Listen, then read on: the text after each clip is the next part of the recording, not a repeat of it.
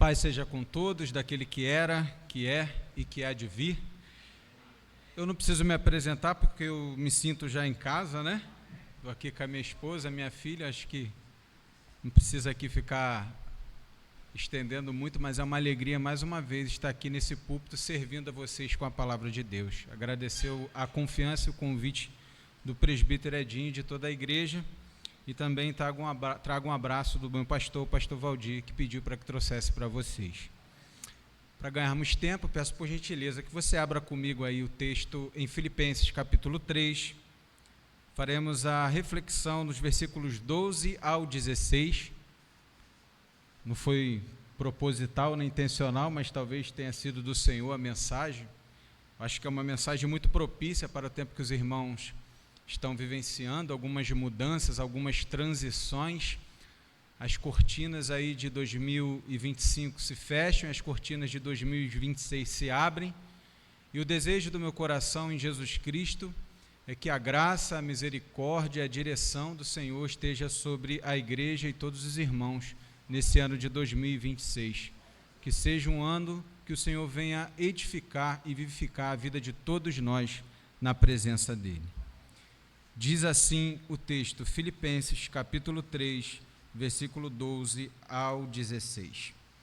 Não que eu já tenha recebido isso ou já tenha obtido a perfeição, mas prossigo para conquistar aquilo para que também fui conquistado por Cristo Jesus. Irmãos, quanto a mim, não julgo havê-lo alcançado, mas uma coisa faço, esquecendo-me das coisas que ficam para trás e avançando para a que estão diante de mim, prossigo para o alvo, para o prêmio da soberana vocação de Deus em Cristo Jesus. Todos, pois, que somos maduros, tenhamos este modo de pensar, e se em alguma coisa vocês pensam de modo diferente, também isto Deus revelará a vocês.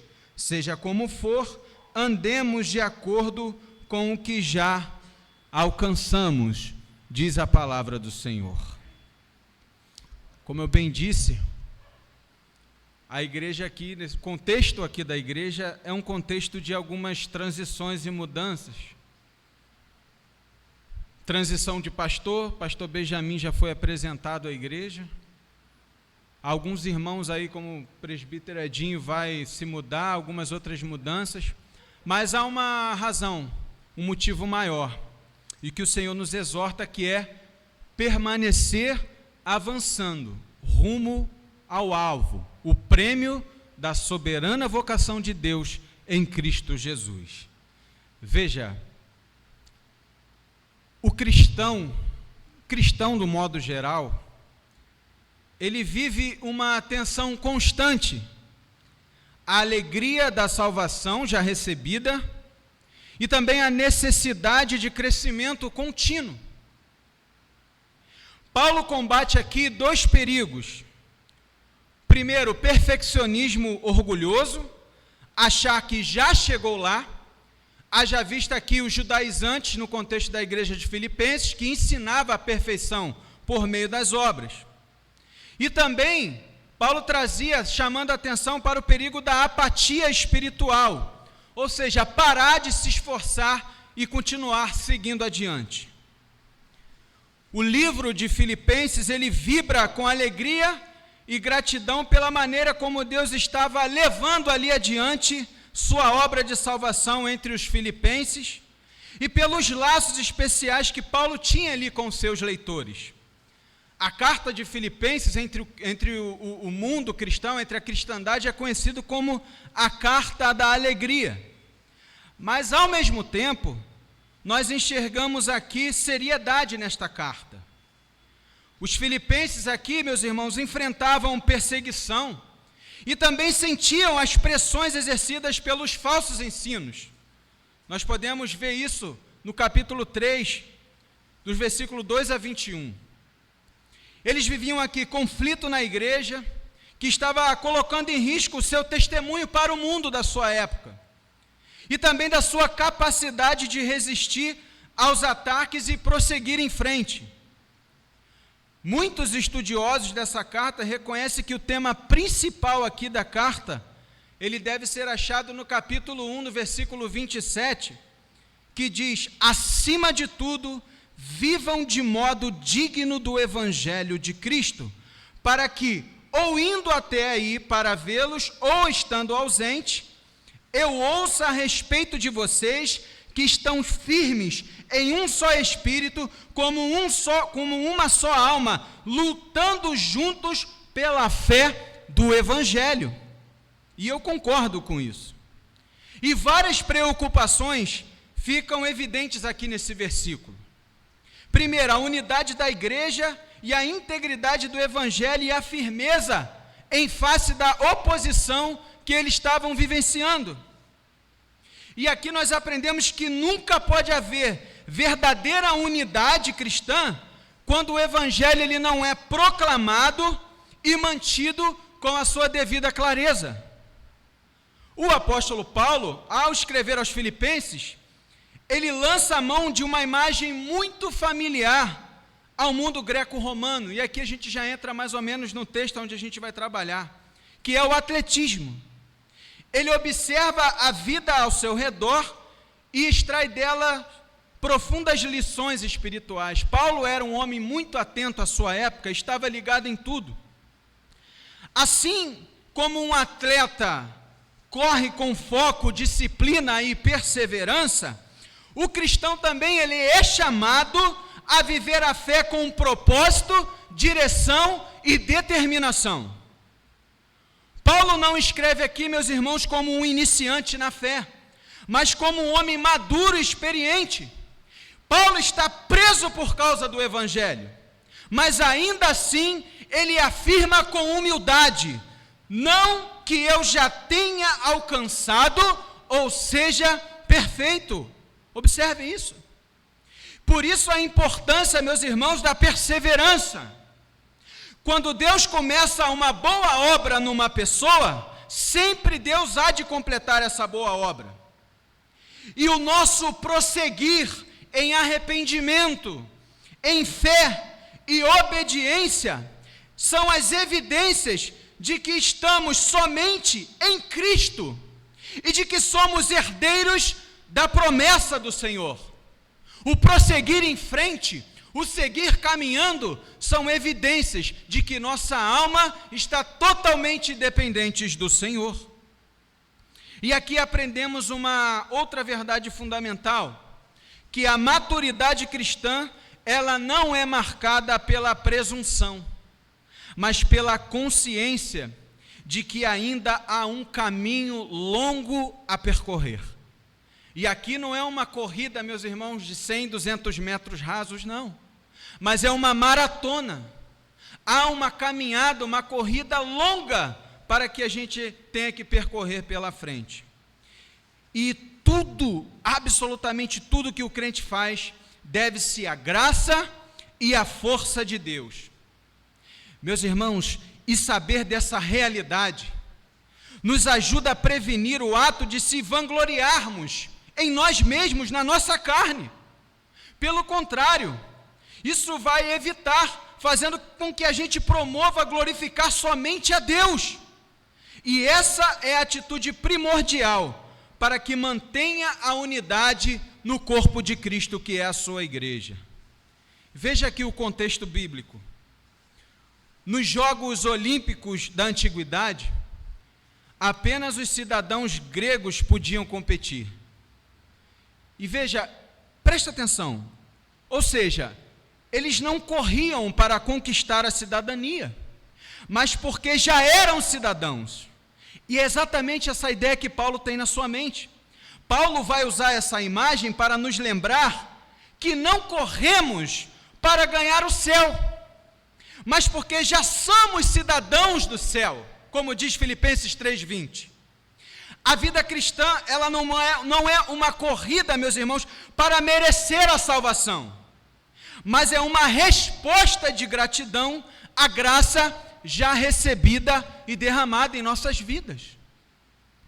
E o primeiro ponto aqui que eu gostaria de trabalhar no versículo 12, acompanhe comigo, é a humildade de reconhecer a nossa incompletude.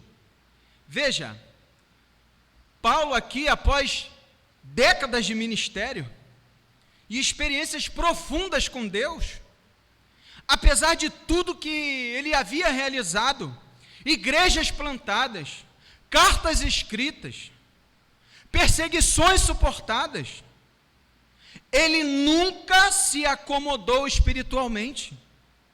Havia nele o que, meus irmãos? Uma insatisfação santa. Paulo declara: não julgo havê-lo alcançado. Veja a humildade que esse homem tinha. Veja que tudo começa pela honestidade espiritual. Primeiro passo para o crescimento é admitir que ainda não somos quem deveríamos ser. Ainda que não somos mais quem nós éramos, mas sabemos que ainda falta muito atingir aquilo pelo qual Cristo nos chamou. E a maturidade começa com a consciência da nossa imperfeição. Os cristãos, veja, parece paradoxal, mas os cristãos, eles são imperfeitos e perfeitos ao mesmo tempo. É como diz o apóstolo Paulo sobre si mesmo nesta passagem.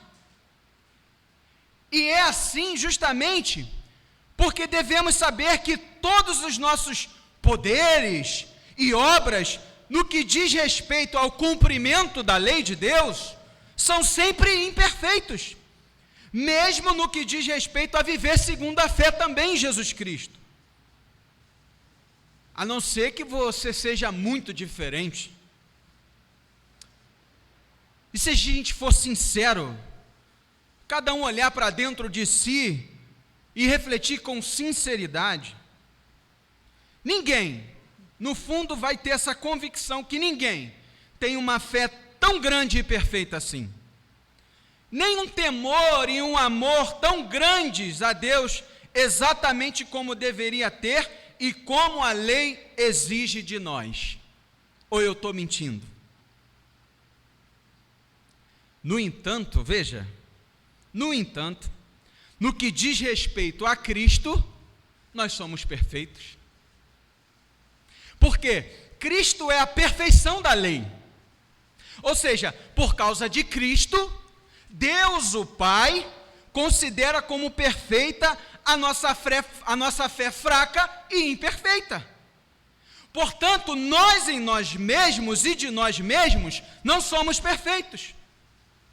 Mas por imputação, nossa fé em Cristo é considerada para nós como justiça e perfeição. Romanos capítulo 4, Colossenses capítulo 2. Em Cristo, amados irmãos, vocês são perfeitos.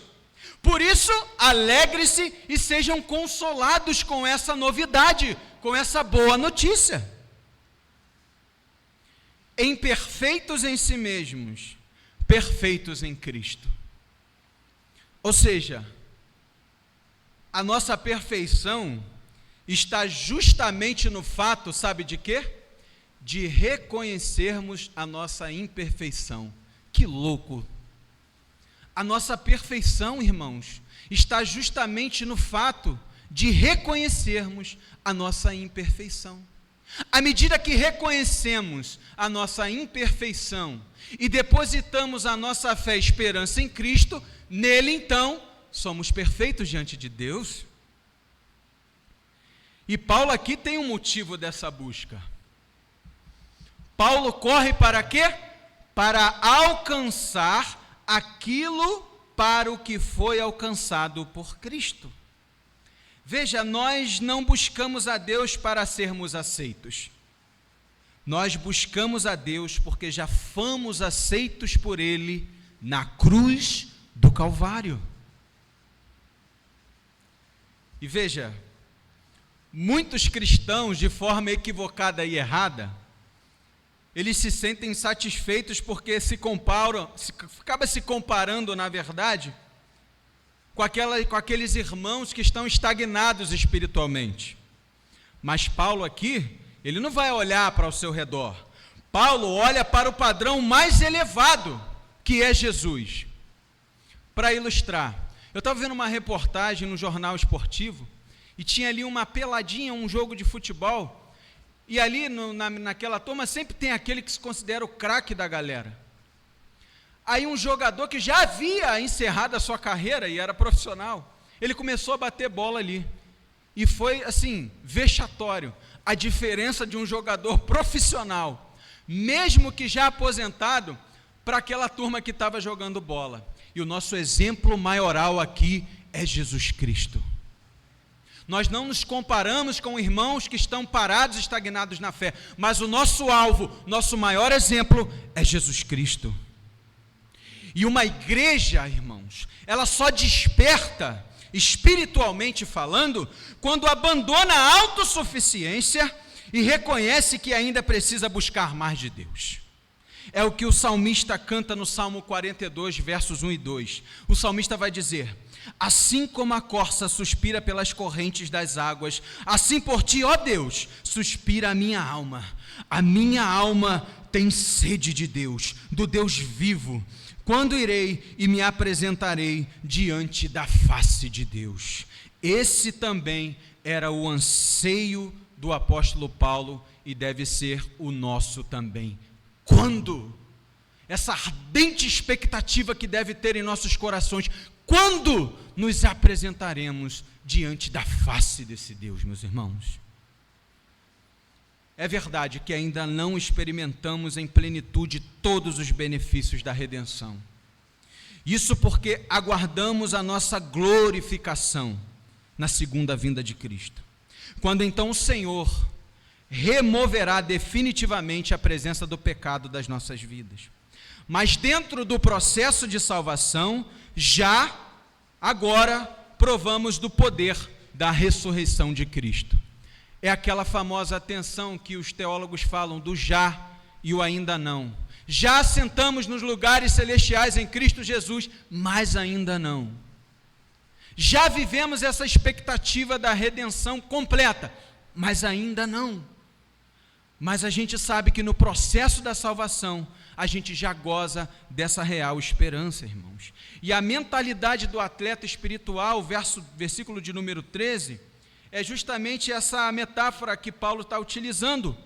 Ele utiliza uma corrida lá dos tempos olímpicos, do mundo greco-romano, para poder ilustrar o foco necessário na nossa vida cristã. O apóstolo Paulo diz: uma coisa faço. O apóstolo Paulo aqui tinha os seus olhos fixos na meta, irmãos, e não se desviava do seu objetivo. Ele era um homem dedicado exclusivamente à causa do evangelho. Ele não se deixava distrair por outros interesses. Não era que, abrindo aspas aqui, abrindo parênteses, não era que Paulo não se importava para as coisas do cotidiano. Não, porque Paulo trabalhava. Aqui nessa mesma cidade, nesse contexto dessa igreja, que se dá a Macedônia, uma pequena colônia romana, a Filipenses é a primeira igreja da Europa. É aqui onde Paulo vai ter com Lídia aquela passagem que Deus abriu o coração de Lídia para que ela entendesse aquilo que Paulo estava pregando.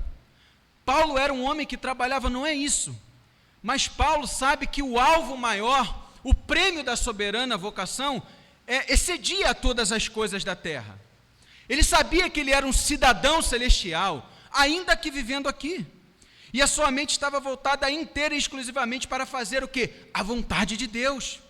E a Bíblia diz que aquele que põe a mão no arado e olha para trás não é apto para o reino de Deus. Lembra de Lucas 9, versículo 62? Marta ficou distraída com muitas coisas, mas Jesus lhe disse que uma só era necessária. É isso a ideia que o Paulo tem em mente aqui. E há crentes que dividem a sua atenção com muitas coisas. E aí elas são como a semente lançada no espinheiro da parábola. Há muitos concorrentes que sufocam essa semente e ela não frutifica. Esse é o perigo de misturar muitas coisas, dar muita ênfase naquilo de que não é importante. Dada a medida errada para essas coisas, ela é justamente como a parábola aqui da semente. As coisas, o excesso das coisas acabam sufocando, impedindo que essa semente frutifique. Mas Paulo continua dizendo: esquecendo as coisas que ficam para trás. Veja, preste atenção aqui.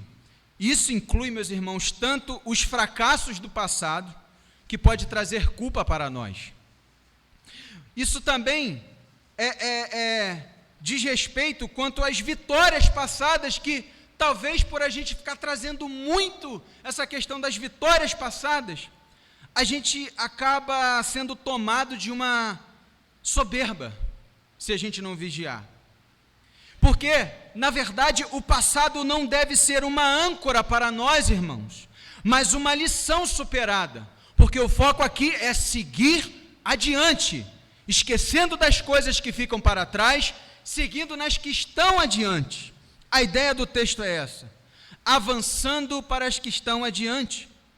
Por que isso? Porque a vida cristã, ela exige esforço intencional.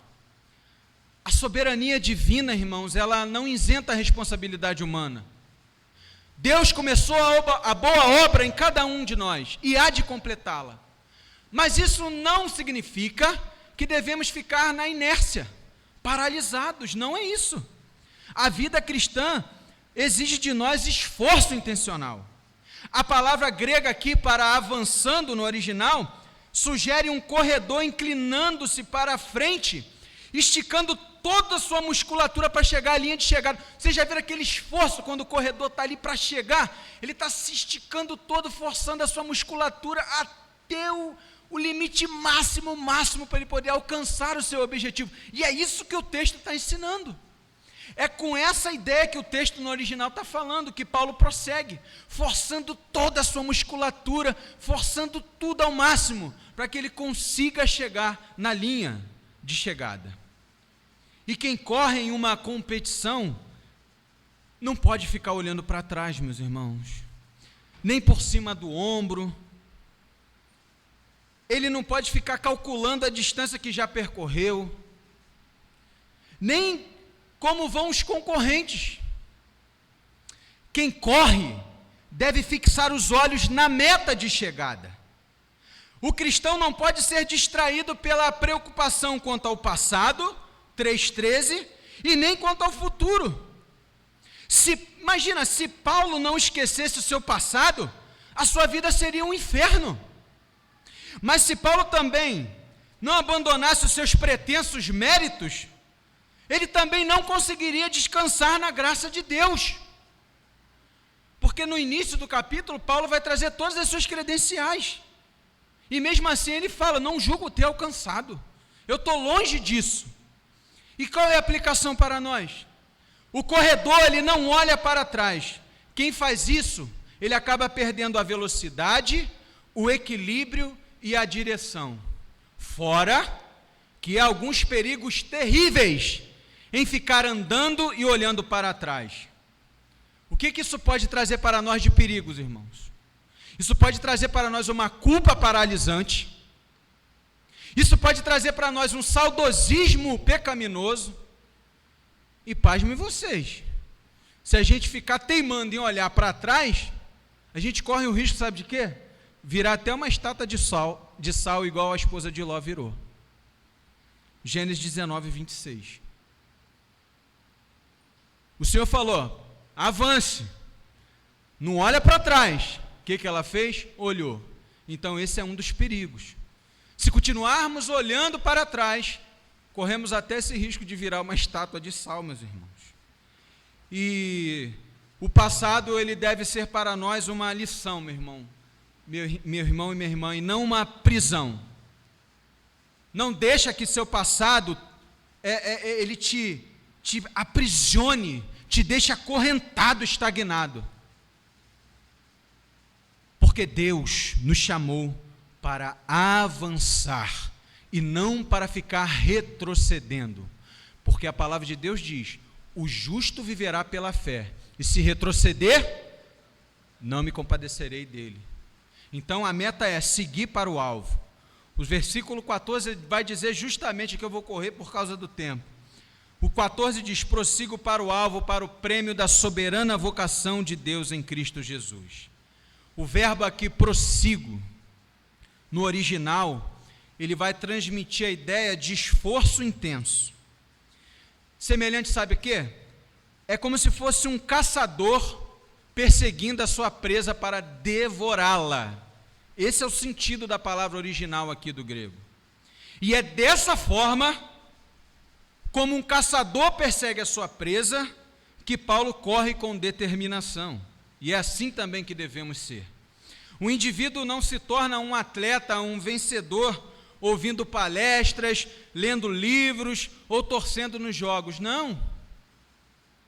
O atleta bem-sucedido, ele entra no jogo e se mostra determinado a vencer. É como diz aí o jargão, né? Tem que entrar no game. Um jogador não joga na arquibancada como espectador. Um jogador, ele entra na arena e compete com a força e a graça de Deus.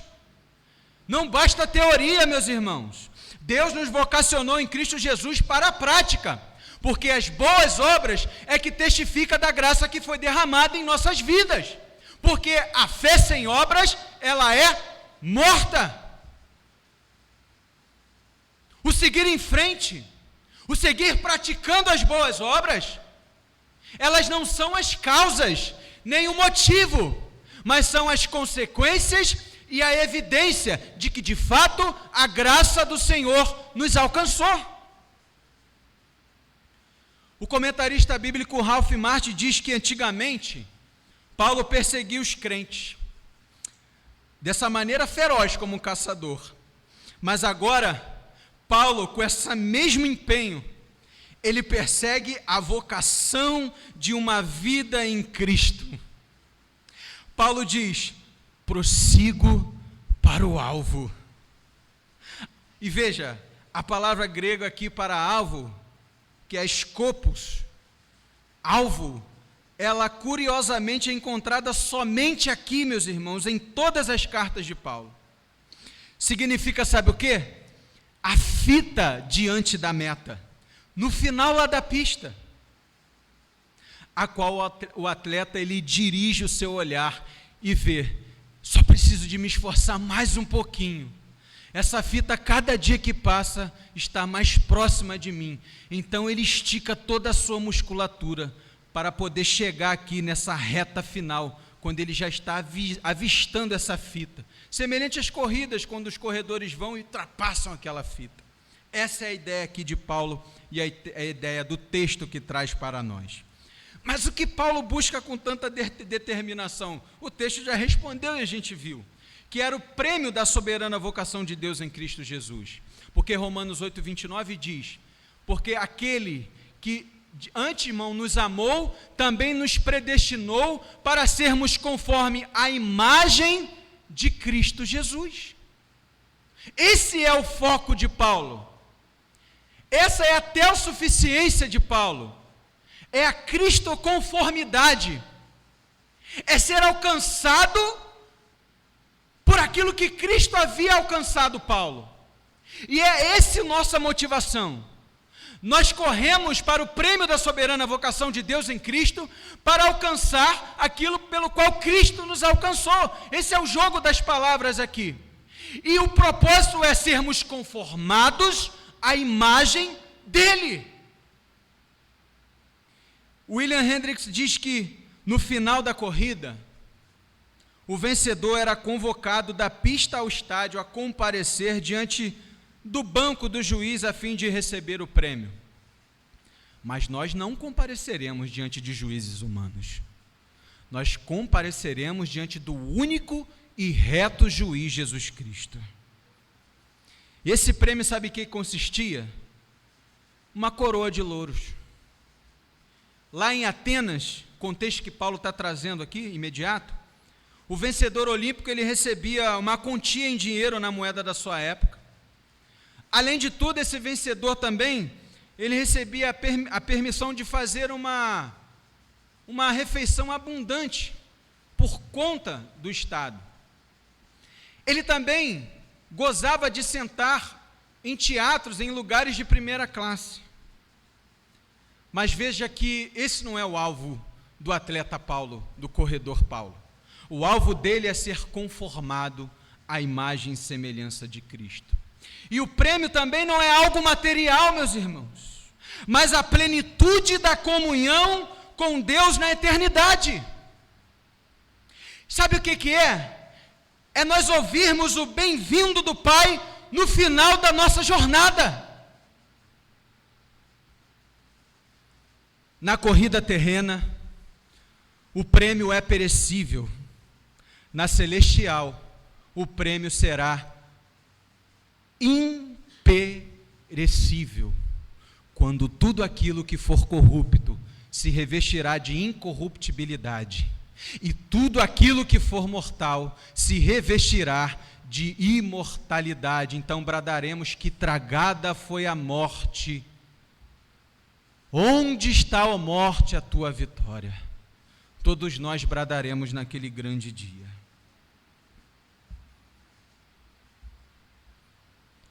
Veja que triste. Na primeira corrida aqui, o vencedor era só aquele que chegava em primeiro. Mas veja a boa notícia. Na corrida a qual todos nós estamos correndo, não é somente aquele que chegar em primeiro lugar que será o vencedor. Mas na última corrida, todos, eu disse todos, meus irmãos, os que amam a vinda de Cristo serão vencedores para a glória de Deus Pai, como 2 Timóteo capítulo 4, versículo 8. Na primeira, só um ganha.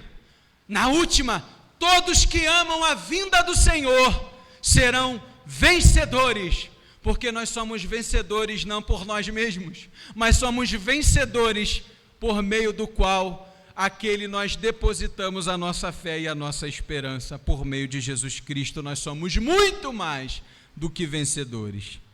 Paulo não corre por causa da prosperidade, da saúde, do sucesso ou fama. Paulo aqui não está preso a esse evangelho nefasto da prosperidade. Pelo contrário, irmãos, é que a carta é muito rica, não dá tempo aqui para pregar tudo. Paulo está em algemas aqui. Paulo está preso, mas o seu coração está mais livre do que nunca. E miraculosamente, até o fato de Paulo estar preso, ele diz que isso também está cooperando para o avanço do evangelho e para o avanço do reino de Deus. Não é por isso que Paulo está correndo. A ardente aspiração de Paulo é Jesus. Os atletas olímpicos corriam por uma coroa de louro, mas nós cristãos corremos por uma coroa gloriosa e incorruptível. Importante, a graça nos salva gratuitamente, mas a vida cristã, meus irmãos, exige esforço, perseverança e compromisso diário. A Bíblia fala que somente aqueles que se esforçam entram no reino de Deus. É a palavra que diz: esforcem-se para passar pela porta estreita. Eu jamais vou separar soberania divina de responsabilidade humana. As duas caminham lado a lado na Bíblia e não há problema nenhum quanto a isso. Não é verdade, Lucas? E já indo para o final, versículo 15 e 16, os irmãos podem acompanhar comigo, que Paulo vai concluir com um apelo à prática à unidade. Depois de Paulo colocar aqui como um corredor, servindo de exemplo para nós, corredores também dessa corrida cristã, Paulo aqui traz a maturidade de pensamento. Paulo diz que quem é maduro entende que a caminhada nunca termina desse lado da eternidade. Se alguém pensa diferente, Paulo vai dizer: Deus trará clareza, mas a atitude deve ser sempre de busca. O que Paulo está dizendo aqui, se há alguma dificuldade, porque Deus trata de uma forma peculiar com cada um de nós. Há irmãos que entendem mais rápidos, há outros que demoram mais, e Paulo tem isso a sua ideia. Se há alguma dificuldade de entender tudo isso, glória a Deus, o Senhor, o próprio Senhor, vai trazer instrução e clareza para todos nós. E a regra aqui que Paulo traz é a regra da consistência. Andemos, diz o texto, andemos de acordo com o que já foi, com o que já alcançamos. Corra com o que já fomos, com o que já alcançamos. Ou seja, O crescimento aqui não é apenas aprender coisas novas, mas ser fiel também ao que Deus já nos ensinou. Não é relaxar e parar, mas é manter daqui para frente, mantendo tudo aquilo que foi retido e que é digno de aceitação diante do Senhor e dos seus conselhos. E é isso que Paulo está trazendo. E a palavra que andemos é um termo militar que significa permanecer em linha. Tem militar aqui, sabe o que eu estou dizendo. O termo aqui é militar, Gabriel, é permanecer. Esse andemos aqui significa permanecer firmes em linha. E veja, algumas lições importantes aqui para nós. Não basta, meus irmãos, correr apenas, mas nós devemos correr segundo as regras. E quem determinou as regras foi o próprio Senhor que nos inscreveu nessa corrida. E o atleta que infringe os regulamentos, ele é desqualificado. É semelhante àquele atleta americano Ben Johnson nas Olimpíadas de Barcelona em 92, que ao verificar e constatar que ele havia fraudado ali, ele foi desclassificado. E o que aconteceu? Ele teve que devolver a sua medalha olímpica. E é assim também, meus irmãos. A Bíblia está cheia de exemplos de pessoas que começaram bem a corrida, mas não chegaram ao fim por não levarem as regras de Deus a sério. Isso aqui é um ponto de atenção importante. Devemos, meus irmãos, correr sem carregar pesos inúteis do pecado e olhar firmemente para Jesus, que é o nosso alvo. E veja, disciplina espiritual aqui que eu estou falando, não é legalismo não, mas é amor obediente à palavra de Deus. É correr segundo as regras as quais foram determinadas por Ele, pelo Senhor. Não é correr carregando bagagem extra, mas é correr com as vestes adequadas, porque nós não corremos mais com as nossas vestes pecaminosas, mas fomos revestidos com vestes de justiça, e são com essas vestes de justiça que devemos correr essa corrida. Essa é a lição para a nossa vida. E eu concluo aqui com algumas aplicações práticas. Devemos hoje, nessa noite, fazer uma avaliação da nossa trajetória. Meu irmão e minha irmã, você está estacionado espiritualmente ou continua correndo? Segundo, solte o passado. Existe algo que aconteceu anos atrás que ainda impede de você, meu irmão e minha irmã, de servir a Deus hoje? O conselho de Deus para mim e para a sua vida é: solte o passado. E terceiro e último, mantendo sempre o foco. Mantenha o foco.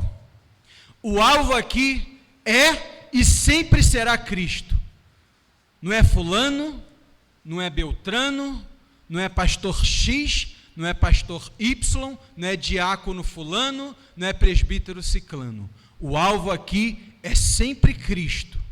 Estando firmado nele, a unidade da igreja vai perseverar e vai prosperar e vai florescer, e não há nada que possa sufocar a igreja do Senhor de crescer e florescer e seguir adiante. Portanto, mantenha o foco. O alvo deve ser sempre Cristo. E tudo que vem nos distrair, deixemos de lado. E o apelo que eu faço é que não venhamos a correr, meus irmãos, como eu já falei, reitero, recapitulando. Não corra com o sentimento que você está correndo para ser salvo. Não. Mas corra porque Cristo já te alcançou. Lembre-se, essa corrida não é para ser salvo, mas é para chegar à linha de chegada, porque ela já está garantida por Cristo. Mas há uma exigência para que a gente continue se esforçando. Então corra, lembrando sempre que a linha de chegada valerá muito a pena. E o meu desejo, e o do Senhor, não tenho dúvida disso, segundo a sua palavra, é que ao final, meus irmãos, da corrida, possamos todos nós ouvirmos: muito bem, servo bom e fiel. Que assim o Senhor nos conceda e nos dê graça para alcançar. Deus abençoe.